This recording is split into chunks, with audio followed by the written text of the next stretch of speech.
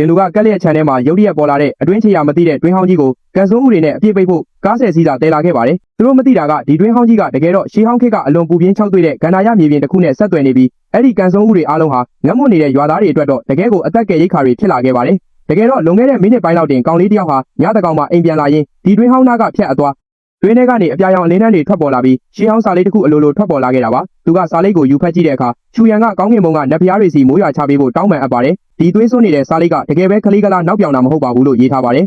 အဲ့ဒီနောက်တွင်းထဲကနေနတ်ဖျားမင်းကြီးတကယ်လို့အမှန်တကယ်ရှိနေတယ်ဆိုရင်ကျွန်တော်တို့စီမိုးရွာချပေးပါအောင်နတ်ဖျားတွေကျွန်တော်တို့ကိုတကယ်ပဲစွန့်ပစ်လိုက်ပြီလားလို့အမျိုးသမီးတစ်ယောက်ရဲ့အော်ဟစ်တန်ထွက်ပေါ်လာပါတယ်ကောင်းလေးလည်းဒါကိုကြားပြီးတကယ်ပဲလူစကားပြောနေတာလားဒီတွင်းကတခြားကဘာတစ်ခုနဲ့ဆက်နေတာပဲလို့ရိပ်မိသွားပြီးသူ့လက်ထဲမှာရှိနေတဲ့ရေပလင်းကိုကြည့်ကအခုငါလဲဒေဝါလီခံရတော့မှာဖြစ်လို့ငါမှဒီရေတဝက်ပဲကြံတော့တယ်ဒါကိုပဲကောင်းမှုကုသိုလ်ပြုတဲ့အနေနဲ့လူတန်းလိုက်ပါမယ်မင်းရေသေးသေးချာချာချွေတာပြီးတောင်းတော်လို့အော်ပြောပြီးရေပလင်းကိုတွင်းထဲချပစ်လိုက်ပါတယ်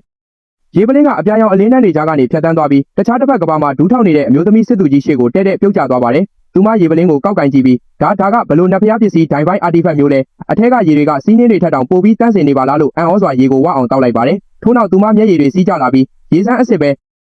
ဲတကယ်ပဲရေစမ်းအစ်စ်ပါနတ်ဖျားတွေတကယ်ပဲကောင်းကြီးပေးလိုက်ပြီးတာကျမ်းမင်းဆက်မပြတ်သုံးတော့ပါဘူးလို့ဝမ်းသာအားရအော်ဟစ်ကသူမရဲ့ခါးကြားကကြောက်စိမ်းပြားကိုဖြုတ်ယူပြီးနတ်ဖျားရဲ့ကောင်းကြီးကိုကျမ်းပေးစစ်တပ်ကချူရန်တယောက်အသက်နဲ့လဲပြီးကျေးဇူးဆက်ပါမယ်ဒါကတော့တော်ဝင်ကျမ်းပေးကြောက်စိမ်းပြား Imperial ဇမ်ပေချိတ်ဖြစ်ပြီးကျမရဲ့လေးစားမှုကိုပြသတာပါလို့ပြောကတွင်းထဲကိုလှမ်းပစ်ထည့်လိုက်ပါတယ်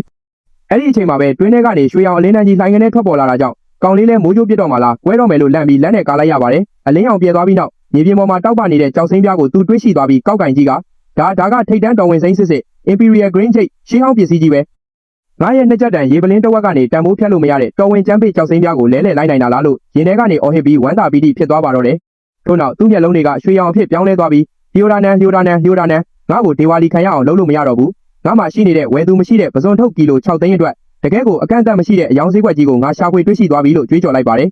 နောက်ပိုင်းမှာကောင်လေးကရှေးဟောင်းပစ္စည်းဆိုင်စီသွားပြီးဆိုင်ရှင်ကြီးကမှန်ပြောင်းတဲ့တေးသေးချာချာစစ်ဆေးကဒီကြောက်စိမ်းရဲ့အရေးသွေးဒီအစိမ်းရောင်ရဲ့တောက်ပမှုကတကယ်ကိုထိတ်တန်း ice species တော်ဝင်စိမ်းပါပဲလို့ချီးကျူးပါတယ်ကောင်လေးကကြောက်ဆိုင်ရှင်ကြီးမင်းတေးသေးချာချာကြည့်ပြီးပြီဆိုရင်ဈေးနှုန်းတစ်ခုချက်ချင်းပေးပါတော့ကျွန်တော်မှအချိန်သိမ့်မရှိလို့ပါလို့ပြောတဲ့အခါဆိုင်ရှင်ကြီးကရှန်ဆရာမစ္စတာရှန်ဒီကြောက်စိမ်းပြားပေါ်ကတာကျန်းတော်ဝင်ဆိုတဲ့စလုံးလေးလုံးကိုကျွန်တော်ဒီလောကထဲရောက်လာတဲ့အနှစ်30အတွင်းဘယ်ရှေးအောင်စာအုပ်မှမမြင်ဘူးပါဘူးဒါကဘယ်ကလာမှမသိတဲ့ပစ္စည်းဖြစ်လို့ကျွန်တော်စွန့်စားပြီးဝယ်ပါမယ်တခွန်ပဲငွေတက်တန်းပေးပါမယ်မိတ်ဆွေဖွဲ့တဲ့အနေနဲ့ပါလို့ပြောပါတယ်ကောင်လေးလည်းပြုံးပြီးတက်တန်းဟုတ်လားကြောက်ဆိုင်ရှင်ကြီးမင်းကထိတ်တန်းတော်ဝင်စိမ်းကိုတာမန်ဖန်ခွက်အစုပ်တစ်ခုလို့သတ်မှတ်ပြီးငါ့ကိုလာလိမ့်နေတာလားဒီပစ္စည်းကလေးလံတင်ရင်အနည်းဆုံးတန်း20ကနေစတာငါငွေအရေးပေါ်လို့သာမင်းစီလာတာကိုမင်းကငါ့ကိုဒီလိုလာလုပ်တယ်ပေါ့ဒါဆိုရင်တော့ငါသွားပါပြီလို့ပြောပြီးကြောက်စိမ်းပြားကိုယူကထွက်ခွာဖို့ပြင်ပါတော့တယ်ဆရာကြီးကချက်ချင်းပဲဝက်ချပြီးရှန်ဆရာခဏဆိုင်ပါအောင်ကျွန်တော်မျက်စိမားသွားတာပါကျွန်တော်လောဘကြောင့်ပါအခုတကယ်အစ်စ်မှန်ဈေးနှုန်းတစ်ခုကိုပေးပါမယ်ကျွန်တော်မှအခုလောလောဆယ်ငွေသား2တန်းပဲထုတ်ပေးနိုင်တာမို့ကျန်တဲ့1တန်းကိုတော့ဆိုင်ထဲကရွှေတုံး10တုံးနဲ့အစားထိုးပြီးပေးပါရစေလက်ရှိပေါက်ဈေးအတိုင်းတွက်ချက်ပေးမှာမို့မင်းလုံးဝအရှုံးမရှိစေရပါဘူးလို့အသေးအတန်တောင်းပန်ပါတ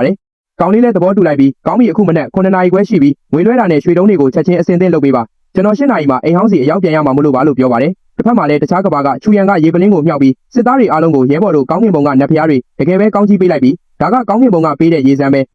ငါတို့တာကျမ်းမင်းဆက်မပြတ်သုံးတော့ပါဘူးလို့အော်ပြောတဲ့အခါစစ်သားတွေအားလုံးဝမ်းသာအားရဖြစ်ပြီးဒူးထောက်ကနတ်ဖျားမင်းကြီးတတ်တော်ရာကျော်ရှိပါစေစစ်သူကြီးတတ်တော်ရာကျော်ရှိပါစေလို့ပြိုင်တူတန်ပြိုင်အော်ဟစ်ကြပါတော့တယ်ဒါပေမဲ့ချက်ချင်းဆိုသလိုရန်သူစစ်တပ်ကမျိုးတကားကိုချိုးဖျက်ပြီးဝင်ရောက်တိုက်ခိုက်လာတာကြောင့်စစ်သားတွေအမြောက်အများသေဆုံးကုန်ကြပါတယ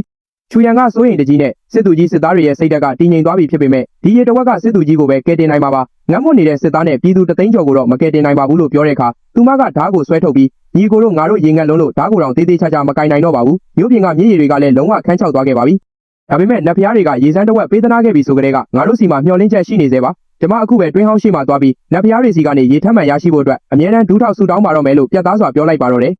စစ်သူကြီးမလေးကရေတွင်းဟောင်းသားမှာခန္ဓာကိုယ်အစိမ့်စိမ့်အမောင်မှာကွဲကြေသွားပါစေတမျိုးလုံးကပြည်သူတွေအသက်ရှင်ဖို့အတွက်ရေအင်းမြစ်ကိုရှာဖွေပေးမယ်လို့ကြုံးဝါနေခဲ့ပါတယ်တစ်ဖက်မှာတော့ခေတ်သစ်ကဘာကပဇွန်ကံမှာလျိုရာနန်ကရောင်ရောင်ကိုမကြီး8နာရီထိုးတော့မယ်ရှမ်ဖေးဆိုတဲ့ငကြောက်ကအခုထိပေါ်မလာသေးဘူးမင်းကိုပစ်ထားခဲ့ပြီးမြစ်ထဲခုန်ချသွားပြီလားမသိဘူးလို့လောင်ပြောင်လိုက်တယ်ရောင်ရောင်ကလျိုတသေးစာချုပ်မှာကျမလက်မှတ်ထိုးပြီးပါပြီဒီဧက80ကျဲတဲ့ပဇွန်ကန်နဲ့ကျမတို့အိမ်ကိုပါရှင်တို့စီအပေါင်ထားလိုက်ပါပြီကျမတို့လင်မယား2ယောက်အရှုံးကိုလက်ခံပါတယ်ဒီမြေနဲ့ပဲအကျွေးကိုကြည်အောင်ဆက်ပြရစီလို့ဝမ်းနေစွာနဲ့ဖြေခဲ့တယ်ဒါကိုကြားတော့လျိုရာနန်ကစာချုပ်ကိုဆွဲဖျက်ပစ်လိုက်ပြီးအကျွေးကြေပြီလားမကြီးမင်းအရန်ယူအလုံးပါတယ်မြေကိုတော့ငါသိမ့်မယ်အကျွေး3တန်းကိုတော့မင်းတို့ပဲဆက်ဆက်ရမှာပေါ့ဒီပဇွန်ကန်အစုပ်ကအခုဆိုအလကားပေးရင်တော့ဘယ်သူမှမယူကြတော့ဘူးမင်းကဘာလို့ငါ့ကိုလာဆက်ချင်နေတာလဲလူတွေဒီမိမကိုဆွဲဖယ်လိုက်မြေတူးဆက်နဲ့ဒီနေရာကိုအကုန်ဖြိုချပစ်လို့အမိန်ပေးလိုက်တယ်သူ့လူတွေကရောင်ရောင်ကိုအတင်းဆွဲဖယ်တဲ့အခါသူမကမလုပ်ပါနဲ့လို့အော်ဟစ်ရုန်းကန်နေခဲ့တယ်အဲ့ဒီအချိန်မှာပဲရှမ်ဖေးကအငှားကားတစ်စီးနဲ့အပြေးရောက်လာပြီးရောင်ရောင်ကိုဆွဲထားတဲ့သူကိုကန်ချလိုက်ပါတယ်အကုန်လုံးထွက်သွားကြစမ်းင ငါမိမကိုဘသူထီရဲတယ်လဲလို့ဒေါသတကြီးအော်ပြောလိုက်တယ်လျိုတာနန်ကလှောင်ရရင်အိုးရှန်တထေးအငှားကားစီးပြီးတေဖို့ပြန်ရောက်လာတာပ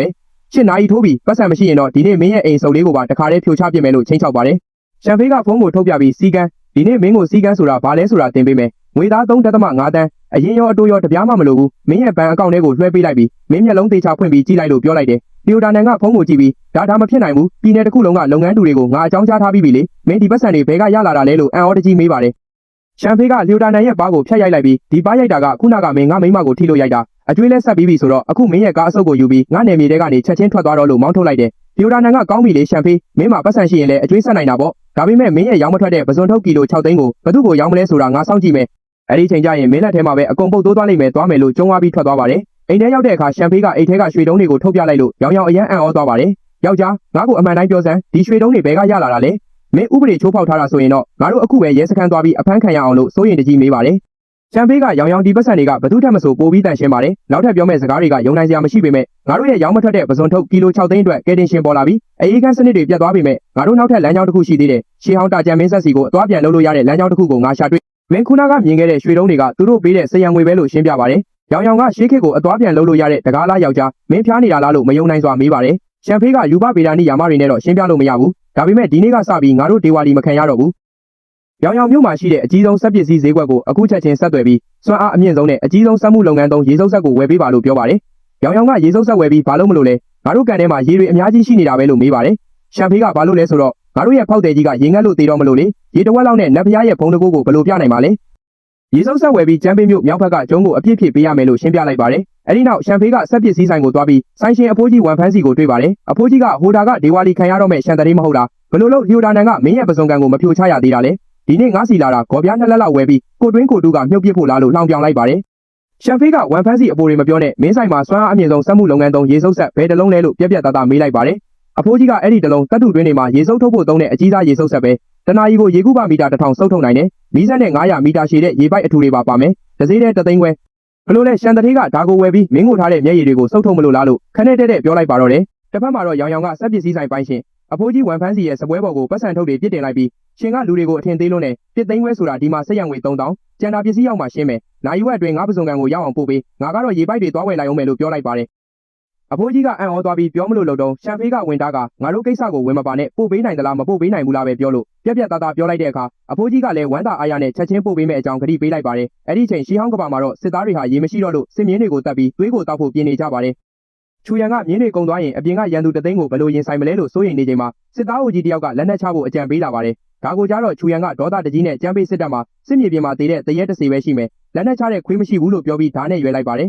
်အဲ့ဒီနောက်သူမကကောင်းကင်ကိုမော့ကြည့်ပြီးလက်ဖျားမင်းညကရေတဝက်နဲ့ကျမကိုကယ်တင်ခဲ့ပြီးတော့အခုဒီပီသူတသိန်းတေဆုံးမှာကိုရရဆက်ဆက်ထိုင်ကြည့်နေတော့မလို့လားလို့အော်ဟစ်လိုက်ပါတယ်စစ်သားအုပ်ကြီးကတော့ဒါတွေဟာစိတ်ကူးရင်တက်တက်ဖြစ်ပြီးလက်ဖျားတွေမျက်စိကန်းနေတာကြာပြီလို့ဝင်ပြောပါတယ်ခေတ်သစ်ကဘာမှာတော့အေရာမရေစုပ်ဆက်ကြီးကိုတွင်းဟောင်းသားမှာတက်ဆင်ပြီးသွားပါပြီအဖိုးကြီးကဒီလောက်အားပြင်းတဲ့ရေစုပ်ဆက်ကြီးကိုရေခမ်းနေတဲ့တွင်းဟောင်းနဲ့ထဲဆိုရင်9မိနစ်အတွင်းရေတွေရှမ်းကျလာပြီးတောင်တစ်ခုလုံးရေလွှမ်းသွားလိမ့်မယ်လို့သတိပေးပါတယ်ရှမ်ဖေးကတော့ပတ်စံရှင်းပေးလိုက်ပြီးအဖိုးကြီးတို့ကိုပြန်လွှတ်လိုက်ပါတယ်ရောင်ရောင်ကလည်းရေတွေရှမ်းကျလာပြီးသူတို့ရဲ့ပစုံကန်တွေပျက်စီးသွားမှာကိုစိုးရိမ်နေပါတယ်ရှမ်ဖေးကလမ်းဆုပ်စရာမရှိတော့ကြောင်းနဲ့ဒါဟာလျိုတာနန်ကိုအနိုင်ယူဖို့တခုလေးသောနီးလန်းဖြစ်ကြောင်းပြောပြီးရောင်ရောင်ကိုရေစုပ်ဆန်နာမှာစောင့်ခိုင်းထားခဲ့ပါတယ်။အဲ့ဒီနောက်ရှမ်ဖေးကစက်ကူကြက်ဖားပြားပေါ်မှာကောင်းကင်မြစ်ရေတွေရောက်လာတော့မယ်။ရေကြီးနိုင်တဲ့အတွက်ရေတွင်းသားနဲ့ကျုံသားကလူတွေခြေလမ်း100အကွာကိုချက်ချင်းဆုတ်ခွာကြပါ။ရေကန်ဖို့ခွက်တွေအစင်းသင်းပြင်ထားကြလို့ရေးပြီးကြောက်ခဲနဲ့ချီကရေတွင်းထဲကိုပစ်ချလိုက်ပါတယ်။ပြီးတော့သူကရေတွင်းဝကနေစစ်သူကြီးချူရန်မင်းရဲ့လူတွေကိုနောက်ဆုတ်ခိုင်းလိုက်တော့ငါရေတကားဖွင့်တော့မယ်လို့ကျဲလောင်စွာအော်ဟစ်လိုက်ပါတော့တယ်